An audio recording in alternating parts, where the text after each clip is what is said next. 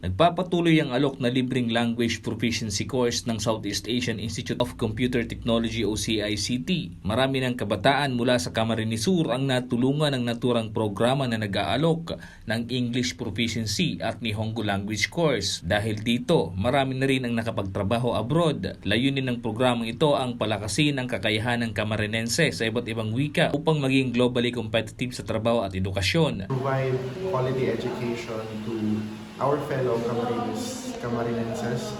Specifically, this program is targeting to enhance our students in their 4 macro skills, specifically listening, reading, speaking, and then writing.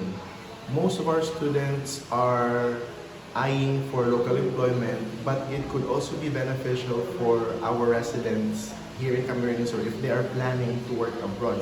Una nang pinuri ni Japanese Ambassador to the Philippines Endo Kazuya ang language proficiency program ng probinsya, lalo na ang pag-alok ng Nihongo course. Ugnay nito, plano pang palawakin ng probinsya ang naturang programa. Nakakatuwa kasi marami din nakakaalam. Nung governor ko 2004, inumpisaan ko na yan. Libo-libo na po ang natulungan, nakagraduate, nakapunta sa Japan, nakahanap ng trabaho dahil sa libreng programa na yan. So tuloy-tuloy yan.